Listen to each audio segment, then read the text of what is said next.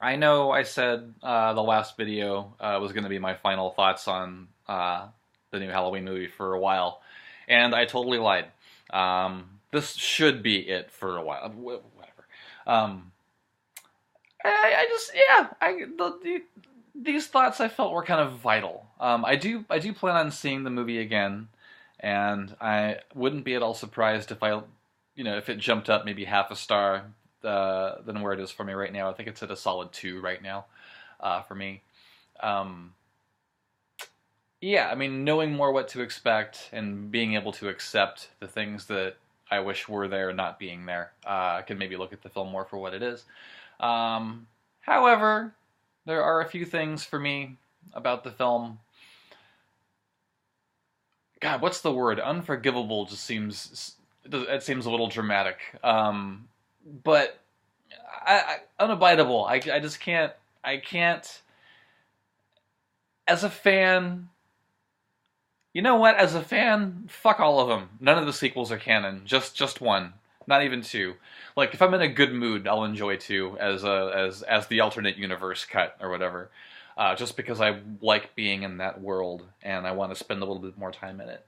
Um, yeah, I don't mean to be an asshole. That's just how I feel about it. I know this. I know a lot of people love the original Halloween 2 and are also loving this one, but they're not there for me. Anyway,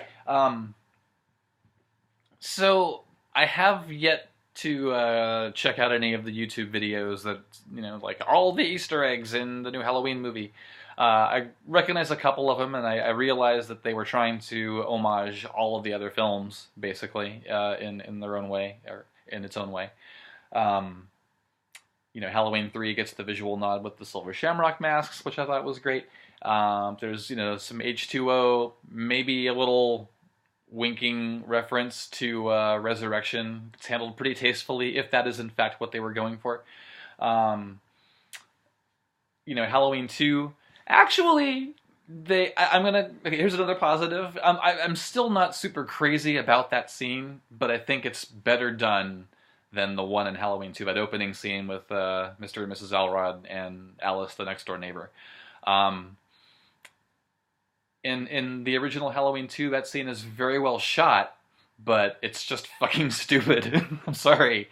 And you know what I'm talking about, like, hello? Yeah, 3 kids just got stabbed to death, like a block away from your house. Oh, wait, hold on, the front door's open. Hello?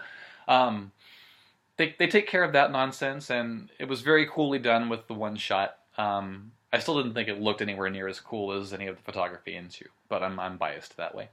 But it was cool.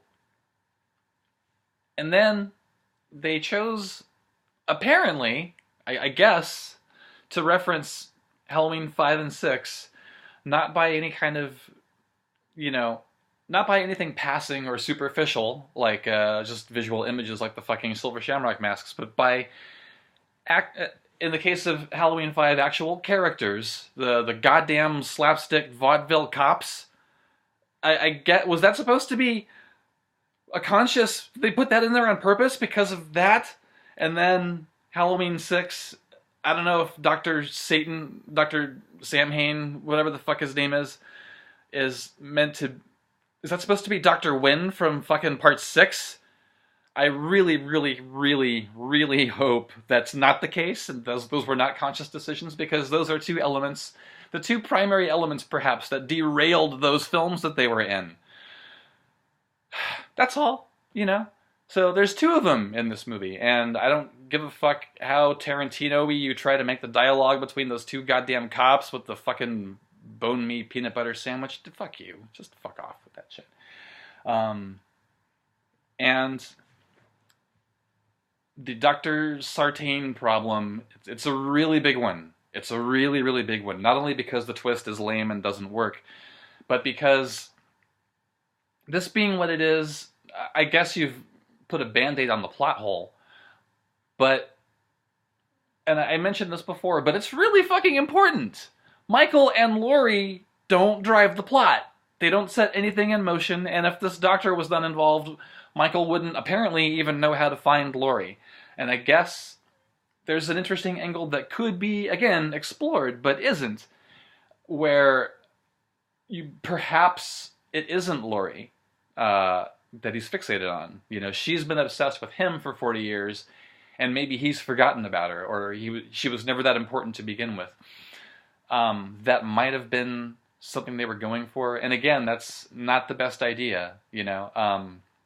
The idea of it being totally random, for me, and perhaps this is subjective, I suppose it is, but it just seems much, much creepier to me. Much more disquieting that, you know, this person just happened to show up on Michael's front porch on the day when he happened to be home. And he was just, bam, it was just all about her from then on, you know. She didn't have to be his sister, you know. It could be just that random chance meeting that binds them together forever. That to me is actually kind of fucking horrifying, and that would have made a great movie. Oh well. So that's where I'm at, and you know, there are things to be grateful for. I am aware of that. I'm grateful that this movie is definitely better than 5, 6, 7, 8, and Reboot 2.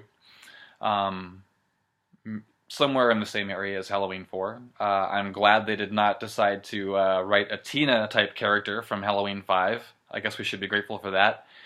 But I still hate the fact that we should be grateful that something is just mediocre.